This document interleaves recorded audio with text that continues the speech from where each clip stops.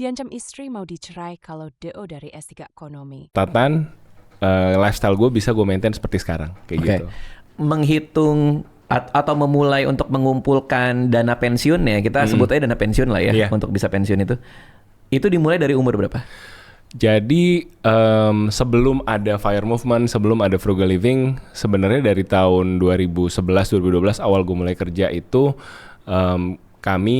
gue sama istri tuh sama-sama hemat gitu. Posisinya udah sama-sama hemat, tapi bukan karena pengen gaya hidup frugal, karena kepepet. Karena ya udah orang tua, karena keadaan lah ya. Jadi kita sama-sama sandwich generation, harus ngasih uang ke orang tua.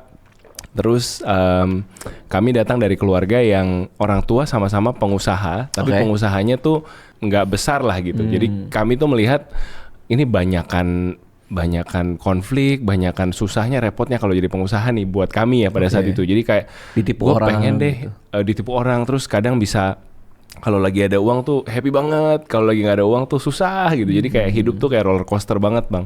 Nah buat kami berdua kebetulan sama pola pikirnya, kami tuh pengen yang stabil-stabil aja. Jadi akhirnya end up punya visi tuh, gue pokoknya mau bye-bye jadi karyawan. Dari awal gue kerja, syukur-syukur 2 tahun sekali, 3 tahun sekali gue promote deh. Dan akhirnya nanti gue pengen jadi direktur di kantor SCBD, ngeliatin skyscraper, punya kantor di corner office lah, jendelanya gede gitu. Jadi punya mimpi kayak gitu. Jadi gue dari awal memang jalur karyawan deh yang mau gue kejar gitu. Nah tapi kan kalau tadi kan gue tuh lebih pengen penasaran bahwa keluar angkanya tuh di umur berapa?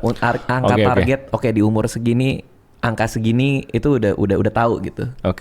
Angkanya mulai ngitung itu di tahun 2020 di umur 30. Berarti untuk mencapai target dana pensiun lo membutuhkan waktu 3 tahun. Karena dengan catatan sebelumnya tuh kita udah memang hyper saving gitulah.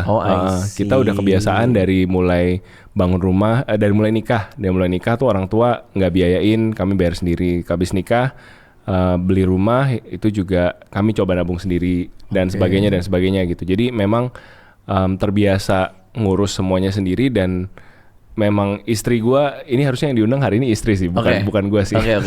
Jadi dia sangat, inilah kami berdua sangat terbiasa untuk hidup dalam budget, ngatur keuangan. Tahun-tahun kan keuangan tuh kan lama-lama menstabilkan dirinya sendiri gitu kan. Awalnya kan kayak uang susah, setelah semua kebutuhan tercapai, terpenuhi kan kayak mulai kelihatan, oh tiap bulan sebenarnya saya butuhnya segini nih.